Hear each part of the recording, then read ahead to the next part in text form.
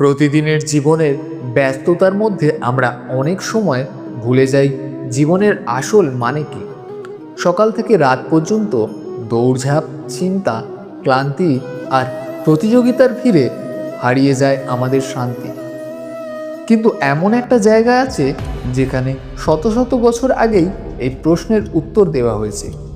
সেটি হলো ভগবদ্গীতা। শ্রীকৃষ্ণের মুখ নিঃসৃত সেই অমৃত বাণী, যা আজকেও মানুষের মনকে আলো দেখায়, হৃদয়কে জাগিয়ে তোলে আর আত্মাকে স্থিরতা শেখায়। এই ভিডিও বা লেখার মাধ্যমে যদি তুমি কিছুক্ষণও সেই শান্তি অনুভব করো, তবে তুমি এখন শুনছো কৃষ্ণ প্রবাহ চ্যানেল, যেখানে গীতার অমূল্য উপদেশ এবং জীবনের সত্য বার্তা। যদি এখনও চ্যানেলটি সাবস্ক্রাইব না করে থাকো, তাহলে অবশ্যই করো, কারণ প্রতিদিনই একটু করে ভক্তি আর একটু করে জ্ঞান তোমার জীবনকে বদলে দিতে পারে। ভগবদ্গীতা আমাদের শেখায় জীবনের আসল দিশা। এটি শেখায় কিভাবে প্রতিকূলতার মাঝেও শান্তি থাকা যায়, কিভাবে ভয়, দুঃখ আর লোভের আগুন নিভিয়ে অন্তরে স্থিরতা আনা যায়। শ্রীকৃষ্ণ আমাদের শিখিয়েছেন, যে মানুষ নিজের মনকে জয় করতে পারে, সে পুরো পৃথিবীকে জয় করতে পারে। যে নিজের কর্মের ফল নিয়ে চিন্তা করে না, সে সত্যিই মুক্তি। এই মুক্তির পথই গীতা আমাদের শেখায়। মনের বন্ধন ছিঁড়ে আত্মার শান্তিকে পৌঁছানোর পথ।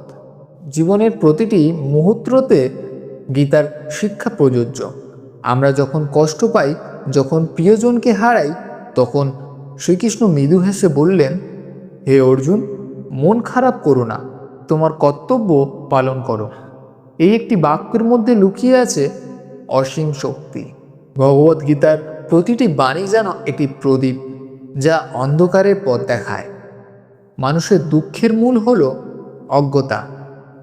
আমরা ভাবি এই দেহ, এই সম্পর্ক, এই সম্পদ সবাই চিরস্থায়ী, কিন্তু গীতায় বলে সব কিছুই ক্ষণস্থায়ী। আসল তুমি সেই আত্মা যার জন্ম নেই, মৃত্যু নেই। যখন এই উপলব্ধি হৃদয়ে জন্মায়, তখন কোনো কষ্টই আর কষ্ট বলে মনে হয় না। তখন মানুষ মুক্তির স্বাদ পায়। শ্রীকৃষ্ণের প্রথম মূল শিক্ষা হলো, কর্মে তোমার অধিকার আছে, ফলে নয়। অর্থাৎ ফলের চিন্তা করো না, নিঃস্বার্থভাবে কাজ করে যাও, কারণ কর্মই হলো জীবনের সত্য সাধনা। ফলের আশা ত্যাগ করলে মন শান্ত থাকে, আর শান্ত মনই ঈশ্বরের বাস। গীতার আরেকটি শিক্ষা, মনই তোমার বন্ধু আর মনই তোমার শত্রু। যদি তুমি মনকে নিয়ন্ত্রণ করতে পারো, তবে সেটি তোমাকে মুক্তির পথে নিয়ে যাবে।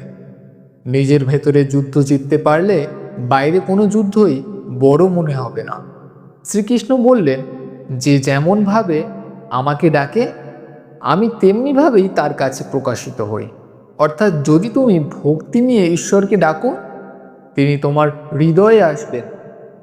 আর যদি তুমি সন্দেহ নিয়ে ডাকো, তবে সেই অনুভূতিও তেমনি হবে। গীতা আমাদের শেখায় মৃত্যু কোনো শেষ নয়, এটা শুধু পোশাকের পরিবর্তনের মতো। যেমন আমরা পুরনো কাপড় ছেড়ে নতুন কাপড় পরি, তেমনি আত্মা পুরনো দেহ ছেড়ে নতুন দেহ ধারণ করে। তাই মৃত্যু নিয়ে ভয় নয়, বরং আত্মাকে চিনে নেওয়াই জীবনের আসল কাজ। আমরা অনেকেই ভাবি যোগ মানে শুধু ধ্যান বা আসন, কিন্তু গীতায় বলে যোগ মানে হলো মনকে সমান রাখা। সুখ যেমন, দুঃখ তেমনি।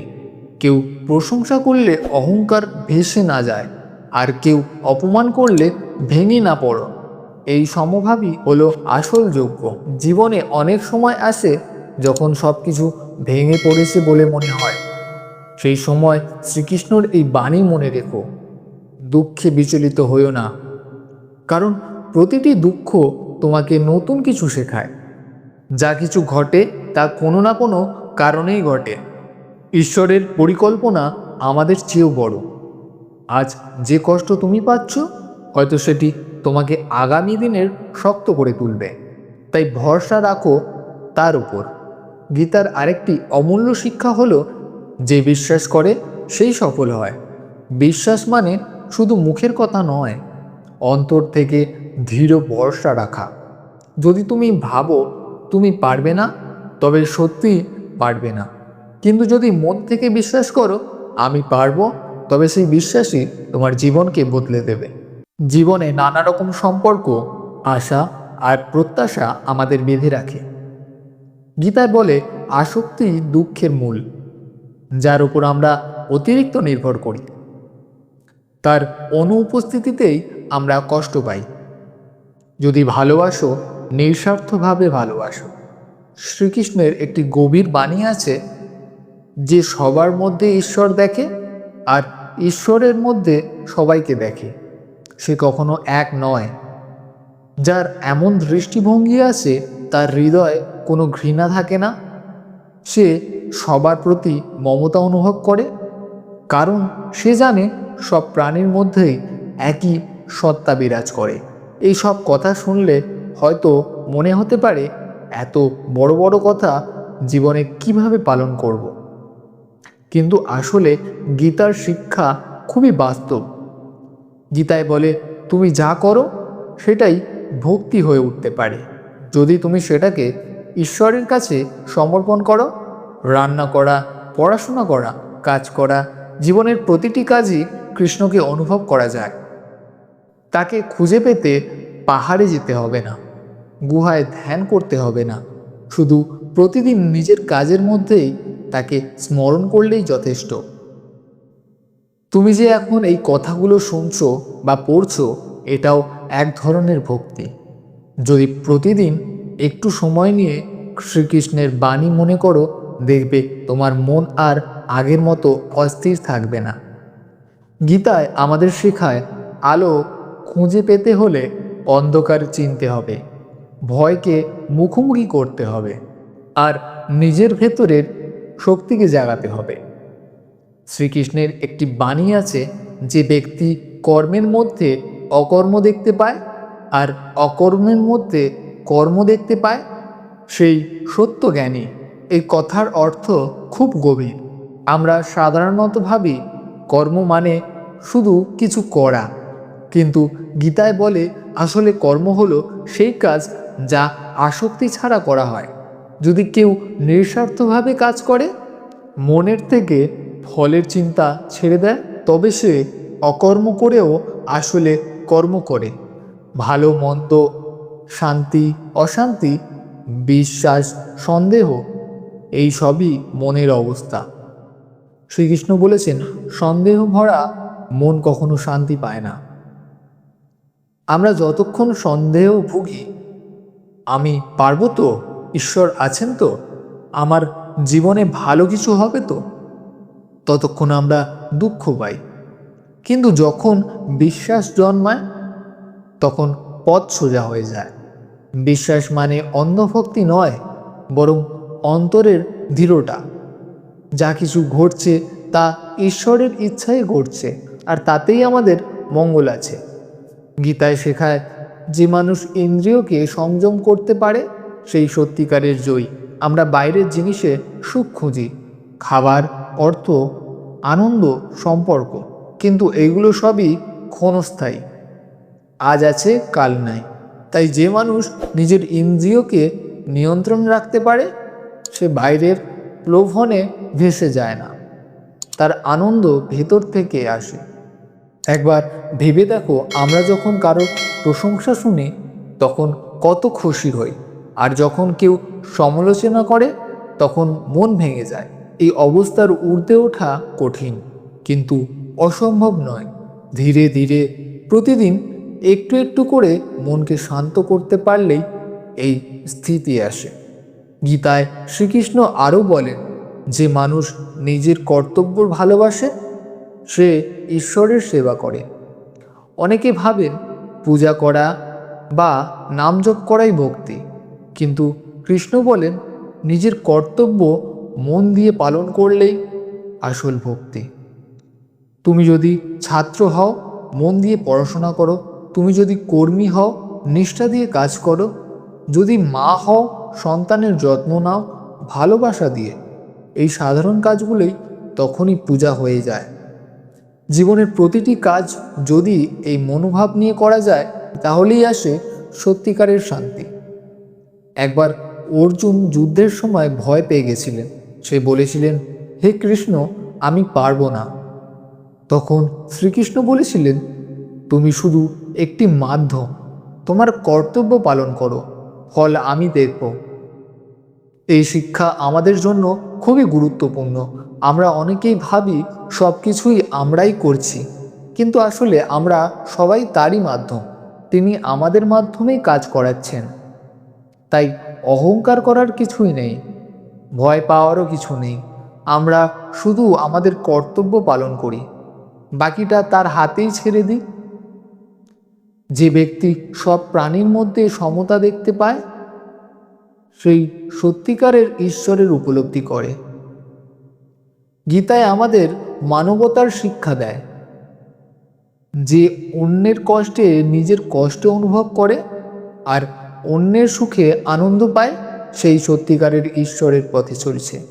আজকের পৃথিবীতে যদি আমরা এই একটি শিক্ষা গ্রহণ করতে পারি, তাহলে অনেকে শান্তি ফিরে পাবে। গীতায় বলে, মানুষের মধ্যে তিনটি গুণ থাকে, সত্তা, রজ আর তম। সত্যগুণ মানুষকে শান্ত ও জ্ঞানী করে, আর রজতম মনকে অস্থির করে তোলে। তাই শ্রীকৃষ্ণ বলেছেন, নিজের মধ্যে সত্যাগুণ বাড়াতে হবে, অর্থাৎ জ্ঞান, দয়া, সহানুভূতি আর সংযম চর্চা করতে হবে। একদিন সবাই বুঝবে সুখ বাইরে কোনো এক জিনিস নয়। গীতা বলে, সুখ হলো মনের অবস্থা। তুমি যতই বাইরের জগতে খোঁজো না কেন, স্থায়ী সুখ পাবে না। কারণ সুখ কোনো বস্তু নয়, একটা অনুভূতি। যদি মন শান্ত, সন্তুষ্ট আর কৃতজ্ঞ থাকে, তাহলে তোমার চারপাশেই স্বর্গ নেমে আসবে। মানুষ প্রায়ই অতীত নিয়ে অনুতাপ করে আর ভবিষ্যৎ নিয়ে চিন্তা করে, কিন্তু গীতা শেখায় বর্তমানেই বাঁচো। অতীত চলে গেছে, ভবিষ্যৎ এখনো আসেনি, একমাত্র বর্তমানই সত্য। যদি তুমি এই মুহূর্ত মন দিয়ে বাঁচতে শেখো, তাহলে তোমার সব কষ্ট ধীরে ধীরে মুছে যাবে। গীতায় বলে, যে ঈশ্বরের ভক্ত সে কখনো কষ্ট পায় না। ভক্তি মানে শুধু প্রার্থনা নয়, ভক্তি মানে সেই বিশ্বাস যা কিছু ঘটছে সবই তার ইচ্ছা। যখন এই বিশ্বাস মনে জন্মাবে, তখন জীবনের ঝড়ও শান্তভাবে সহ্য করা যায়। শ্রীকৃষ্ণ আরও বললেন, যে ব্যক্তি নিজের অন্তরাত্মার সঙ্গে যুক্ত থাকে, সে বাইরের কোনো সুখের প্রয়োজন অনুভব করে না। তার হৃদয়ে ঈশ্বরের উপস্থিতি থাকে। সে দরিদ্র হয়েও ধনী, আর যার মন অস্থির সে ধনী হয়েও দরিদ্র। জীবনে অনেক সময় আসে যখন আমরা ভাবি সব শেষ, কিন্তু শ্রীকৃষ্ণ বলেছেন, যা ঘটেছে ভালোই ঘটেছে, যা ঘটছে ভালোই ঘটছে, যা ঘটবে তাও ভালোই ঘটবে। এইভাবে যদি মেনে নিতে পারো, তাহলে মন কখনো দুঃখ পাবে না। কারণ তখন তুমি বুঝতে পারবে প্রতিটি ঘটনার পেছনে ঈশ্বরের পরিকল্পনা আছে। আমরা যত বড় হই, ততই অহংকার জন্মায়, কিন্তু গীতায় বলে, অহংকারই পতনের মূল। যে ভাবে আমি আমার আমি সব করেছি, সে আসলে অন্ধকারে ডুবে যায়। অহংকার ত্যাগ করে বিনয়ী হতে শেখাই গীতার অন্যতম শিক্ষা। আর একটি বাণী আছে, যে ব্যক্তি অন্যকে কষ্ট দেয় না, সেই ঈশ্বরের প্রিয়। মানুষের আসল ধর্ম হলো দয়া। দয়া মানে দুর্বলতা নয়, বরং শক্তির সঠিক ব্যবহার। যে কর্ম করতে পারে সেই সত্যিকারের শক্তিশালী। প্রতিশোধ নেওয়া সহজ, কিন্তু ক্ষমা করা কঠিন। গীতায় আমাদের শেখায়, ভালোবাসা মানে নিঃস্বার্থ দান। শ্রীকৃষ্ণ বলেন, প্রত্যেকেই তার যোগ্যতা অনুযায়ী ভালোবাসে, কিন্তু আসক্ত হয়েও না। ভালোবাসো, যত্ন নাও, সাহায্য করো, কিন্তু মনে রেখো, কেউ তোমার নিজের সম্পত্তি নয়। এই উপলব্ধি মুক্ত ভালোবাসার শুরু। গীতায় একটি মহাশিক্ষা হলো, যে ব্যক্তি ঈশ্বরে আত্মসমর্পণ করে সে কখনো হারায় না। আত্মসমর্পণ মানে হাল ছেড়ে দেওয়া নয়, বরং বিশ্বাস রাখো আমি যা করছি তা ঈশ্বরের ইচ্ছাতেই করছি। এই সমর্পণের মধ্যেই আছে আসল শক্তি। শ্রীকৃষ্ণর বাণী শুধু ধর্ম নয়, এটি মনোবিজ্ঞানও। এটি আমাদের শেখায় কিভাবে জীবনের চাপ, কষ্ট আর ভয়ের মোকাবিলা করতে হয়। প্রতিটি পরিস্থিতিতে নিজেকে স্থির রাখার উপায় গীতার মধ্যে আছে। প্রতিদিন সকালে বা রাতে যদি গীতার কয়েকটি বাণী মনে করো, তাহলে ধীরে ধীরে দেখবে রাগ কমছে, হিংসা কমছে, আর হৃদয়ে জন্ম নিচ্ছে এক অদ্ভুত শান্তি। জীবনের পথে যতই এগিয়ে চলি, ততই বুঝতে পারি ভগবদ্গীতার শিক্ষা শুধু অতীতের কোনো ধর্মগ্রন্থ নয়, এটি এক জীবন্ত পথ নির্দেশ। প্রতিটি মুহূর্তে, প্রতিটি শ্বাসে এটি আমাদের সাহায্য করে। আমরা যত বেশি পাই ততই মনে হয় আরও কিছু দরকার, কিন্তু শ্রীকৃষ্ণ বললেন যে মানুষ তুষ্ট সেই প্রকৃতি ধনী। তুষ্ট মনে অলসতা নয়, বরং এক ধরনের গভীর শান্তি, যেখানে তুমি জানো যা আছে তাই যথেষ্ট। তুষ্ট মানুষ কখনো হিংসা করে না, অহংকার করে না। সে নিজের জীবনে যা আছে সেটার মধ্যেই ঈশ্বরকে খুঁজে পায়। মন দিয়ে কাউকে সাহায্য করলে তুমি আসলে ঈশ্বরের সেবা করছো, কারণ ভগবান কাজের মধ্যেই, জীবনের মধ্যেই বিরাজ করেন। একদিন অর্জুন শ্রীকৃষ্ণকে জিজ্ঞাসা করলেন, ভক্তি আর জ্ঞান কোনটি বড়? শ্রীকৃষ্ণ বললেন, একটি ছাড়া আরেকটি অসম্পূর্ণ। অর্থাৎ জ্ঞান আর ভক্তি দুটোই প্রয়োজন। জ্ঞান আমাদের ভুল পথ থেকে দূরে রাখে, আর ভক্তি আমাদের হৃদয়কে কোমল রাখে। যদি জ্ঞান থাকে কিন্তু হৃদয় কঠিন হয়, তবে মানুষ অহংকারে ডুবে যায়। আবার শুধু ভক্তি থাকলে মানুষ অন্ধবিশ্বাস হয়ে যেতে পারে। তাই শ্রীকৃষ্ণ বলেন, জ্ঞান আর ভক্তি দুটোকেই একসঙ্গে রাখো। গীতার একটি গভীর বাণী আছে যে অন্যের সুখে আনন্দ পায় আর অন্যের দুঃখে কষ্ট পায়, সেই আমার প্রিয় ভক্ত। এই কথার মধ্যে লুকিয়ে আছে মানবতার আসল রূপ। নিজের সুখের জন্য নয়, অন্যের জন্য বাঁচার মধ্যেই আছে প্রকৃত আনন্দ। আজকে পৃথিবীতে মানুষ অনেক শিক্ষিত কিন্তু শান্ত নয়। আমরা প্রচুর তথ্য জানি কিন্তু জ্ঞান নেই। গীতা আমাদের শেখায় জ্ঞান মানে শুধু বই পড়া নয়, নিজের ভেতরে দেখা। যে নিজের রাগ, লোভ আর ভয়কে চিনতে পারে, তার মধ্যেই মুক্তি আসতে শুরু করে। সব কিছু ধীরে ধীরে বদলে যায়, কারণ তখন বোঝা যায় আসলে কেউ কারোর থেকে আলাদা নয়, সবাই সেই এক পরমাত্মার অংশ। গীতা শেখায় যে নিজের কর্তব্য ছেড়ে অন্যের কর্তব্য করতে চায় সে ভুল করে। প্রত্যেক মানুষের জীবনে তার নিজস্ব পথ আছে। নিজের পথ ছেড়ে দেওয়া মানে নিজেকেই অস্বীকার করা। শ্রীকৃষ্ণর বাণী শুধু দর্শন নয়, এটি মনোবিজ্ঞানও। তিনি বলেন যে রাগ ও কামনা থেকে মুক্ত সেই সত্যিকারের সুখী। রাগ আগুনের মতো, এটি প্রথমে অন্যকে পোড়ায়, তারপর নিজেও। আর কামনা অর্থাৎ অপ্রাপ্ত জিনিসের আকাঙ্ক্ষা আমাদের অস্থির করে তোলে। যে মানুষ নিজের ইচ্ছাগুলোকে নিয়ন্ত্রণ করতে পারে সেই প্রকৃত ধনী, কারণ বাইরের সম্পদ কখনো মনের অভাব পূরণ করতে পারে না। গীতা শেখায় যে নিজের প্রতি সত্য সেই ঈশ্বরের কাছেও সত্য। অর্থাৎ নিজেকে প্রতারণা করা মানে ঈশ্বরের থেকে দূরে সরে যাওয়া। যখন আমরা মিথ্যা বলি, ভান করি বা অন্যকে খুশি করার জন্য নিজের সত্য সত্তাকেও ঢেকে ফেলি, তখন আমরা নিজের আত্মাকে দুর্বল করে দেই। কিন্তু যখন নিজের ভুল স্বীকার করি আর নিজের প্রতি সত্য থাকি, তখন আত্মা জেগে ওঠে। প্রেম মানে শুধু সম্পর্ক নয়, প্রেম মানে মমতা, সহানুভূতি আর দায়িত্ব। গীতা বলে সংসারের মধ্যে থেকেও আধ্যাত্মিক হওয়া সম্ভব। আরেকটি গভীর বাণী হলো, যে নিজের মনকে নিয়ন্ত্রণ করতে পারে সেই সত্যিকারের বিজয়ী। এই মন আমাদের স্বর্গে নিয়ে যেতে পারে, আবার নরকেও ফেলতে পারে। মন যদি নিয়ন্ত্রণ না হয়, তবে এটি আমাদের ভয়, লোভ আর রাগের শিকার করে তোলে। তাই শ্রীকৃষ্ণ বলেন, প্রতিদিন মনকে শান্ত করার চেষ্টা করো। ধ্যান, প্রার্থনা বা নিঃশব্দে বসে নিজের চিন্তাগুলোকে দেখো।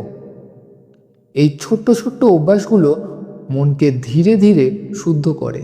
গীতায় বলে, যে অন্যকে জয় করতে চায় সে আগে নিজে জয় করুক।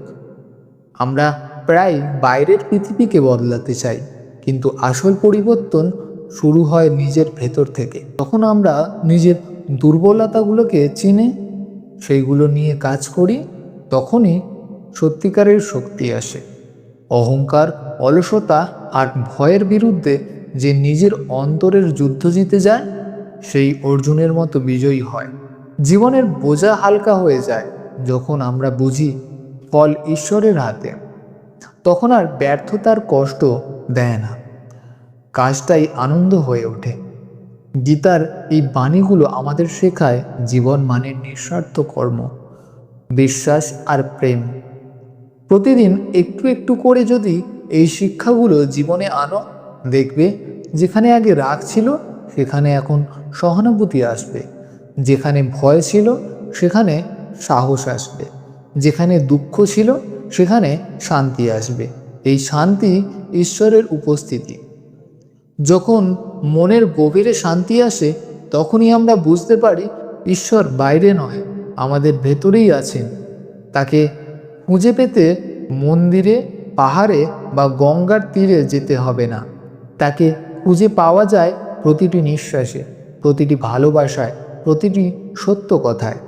জীবনের শেষ সত্য হলো, আমরা সবাই তার অংশ, আর একদিন তার কাছে ফিরেই যাব। তাই কষ্টকে চিনতে শেখো, কারণ যখন জীবনের অন্ধকার নেমে আসে তখন আলো জ্বলে ওঠে। যখন সব হারিয়ে যায় তখনই শ্রীকৃষ্ণ হৃদয়ে বলে ওঠেন, আমি আছি, তুমি একা নও। তাই প্রতিদিন সকালে গীতার কয়েকটি বাণী মনে করো। চিন্তা, রাগ, দুঃখ যতই আসুক, মনে রেখো তুমি চিরন্তন আত্মা, তুমি শান্ত, তুমি আলোকিত। এই সত্যটি বুঝে গেলে আর কিছুই তোমাকে দুঃখ দিতে পারবে না। গীতায় বলে, যে ঈশ্বরকে নিজের বন্ধু মনে করে সে কখনো একা নয়। যখন তুমি কৃষ্ণকে বন্ধুর মতো ডাকো, তখন দেখবে তোমার জীবনের প্রতিটি পথে তিনি তোমাকে দিশা দেখাচ্ছেন। একটু বিশ্বাস রাখলেই জীবন বদলে যায়। অবশেষে আমরা একটি জিনিস বুঝতে পারি, ভগবদ্গীতার প্রতিটি বাণী শুধু ধর্ম নয়, এটি জীবন বিজ্ঞান। এটি শেখায় কিভাবে ভালো থাকা যায়, কিভাবে শান্ত থাকা যায়। তুমি যদি এতক্ষণ শোনো বা পড়ে থাকো, তবে ভগবদ্গীতার এই অমূল্য বাণীগুলো প্রতিদিন মনে রাখলে তোমার মন শান্ত থাকবে, জীবন হয়ে উঠবে আলোকিত। এই বাণীগুলো শুধু ধর্মীয় নয়, এগুলো জীবনের বাস্তব পথ প্রদর্শক। তুমি জীবনের যে অবস্থায় থাকো, সাফল্য, দুঃখ, হতাশা বা আনন্দে, শ্রীকৃষ্ণর এই উপদেশগুলো তোমাকে শক্তি দেবে, সাহস দেবে আর জীবনে শান্তি এনে দেবে। নমস্কার, যদি এই লেখা বা উপদেশ তোমার মন ছুঁয়ে যায়, তাহলে তোমার প্রিয় চ্যানেল কৃষ্ণ প্রবাহকে ভালোবাসা দাও, একটি লাইক করো, সাবস্ক্রাইব করো আর বেল আইকনটি বাজিয়ে দাও। কমেন্টে লিখুন, জয় শ্রীকৃষ্ণ।